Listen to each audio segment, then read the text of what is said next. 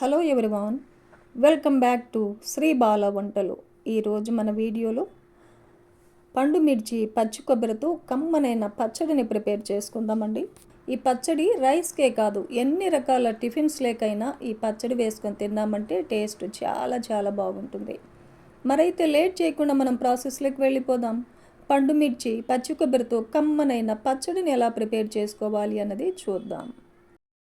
నిమ్మకాయ అంత చింతపండును తీసుకుని ఒకసారి శుభ్రంగా కడిగేసి హాట్ వాటర్ వేసేసి చింతపండుని నానబెట్టుకుందాం. చింతపండు నానే లోపల మిగతా ప్రాసెస్ని చూసేద్దాం. స్టవ్ ఆన్ చేసుకొని ఒక ప్యాన్ పెట్టేసి 1 టేబుల్ స్పూన్ ఆయిల్ వేసేసుకోవాలి. ఆయిల్ హీట్ ఎక్కిన తర్వాత 2 టేబుల్ స్పూన్ల ధనియాలని, 1 టేబుల్ స్పూన్ జీలకర్రను వేసేసుకొని మీడియం ఫ్లేమ్లో ఇవన్నీ కూడా దోరగా వేయించుకోవాలి. ఇవన్నీ కూడా ఇలా వేయించుకొని సపరేట్గా ఒక మిక్సీ జార్లో తీసేసుకుందాం. మళ్ళీ అదే ప్యాన్లో 1 టేబుల్ స్పూన్ ఆయిల్ వేసేసుకొని నేను ఇక్కడ 8 వరకు పండుమిర్చిని 2గా కట్ చేసి వేస్తున్నానండి. కొన్ని పండుమిర్చి అయితే కారం చాలా తక్కువ ఉంటాయి, కొన్ని అయితే చాలా ఎక్కువ కారం ఉంటాయి. అవి చూసుకొని మీరు ఎంత కారం తినగలరో దానికి తగినట్టుగా పండుమిర్చిని వేసేసుకోవాలి. ఇప్పుడు ఈ పండుమిర్చిని దోరగా వేయించుకున్న తర్వాత 1 కప్పు పచ్చి కొబ్బరిని చిన్న చిన్న పీసెస్గా కట్ చేసి వేసేసుకోవాలి. కొబ్బరిని కూడా ఒక 2 నిమిషాల పాటు లో ఫ్లేమ్లో వేయించుకోవాలి. పండు మిర్చి పచ్చి కొబ్బరి ఇలా బాగా వేయించుకున్న తర్వాత స్టవ్ ఆపేసి చల్లారనిద్దాం.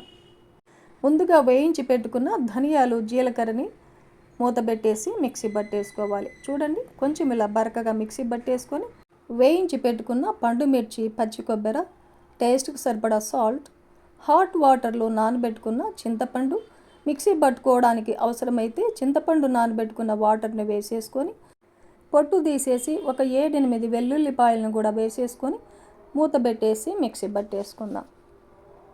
చూడండి, ఇలా కొంచెం బరకగా మిక్సీ పట్టుకున్నామంటే మిక్సీలో కూడా మనం రోటి పచ్చడిలాగా ప్రిపేర్ చేసుకోవచ్చు. ఇప్పుడు ఈ పచ్చడికి పోపును కూడా పెట్టేసుకుందాం. స్టవ్ ఆన్ చేసి ఒక ప్యాన్ పెట్టేసుకొని 2 టేబుల్ స్పూన్ల ఆయిల్ వేసుకోవాలి. ఆయిల్ హీట్ ఎక్కిన తర్వాత 1/2 టేబుల్ స్పూన్ ఆవాలు, 1/2 టేబుల్ స్పూన్ జీలకర్ర, 1 టేబుల్ స్పూన్ శనగబేడల్ని, ఒక 2-3 ఎండుమిర్చిని తుంచేసి వేసేసుకొని ఈ పోపునంతా వేయించుకోవాలి. చివరగా కొద్దిగా ఫ్రెష్ కరివేపాకును కూడా వేసేసుకొని వేయించుకుందాం. ఇలా వేయించుకున్న తర్వాత స్టవ్ ఆపేసి మిక్సీ పట్టుకున్న పచ్చడినంతా వేసేసుకొని కలిపేసుకోవాలి. కమ్మనైన పండు మిర్చి పచ్చి కొబ్బరి పచ్చడి మనకు రెడీ అయిపోయింది. డిష్ అవుట్ చేసుకుందాం. చాలా ఈజీ కదండి. టేస్ట్ అయితే చాలా చాలా బాగుంటుంది. రైస్కి కానీ ఎన్ని రకాల టిఫిన్స్ లేకైనా ఈ పచ్చడి చాలా బాగుంటుందండి. చూశారు కదండి, సింపుల్ అండ్ టేస్టీ పచ్చి కొబ్బరి పండు మిర్చితో పచ్చడిని ఈ ప్రాసెస్లో మీరు కూడా ఇంట్లో ప్రిపేర్ చేసి ఫ్యామిలీతో టేస్ట్ చేయండి.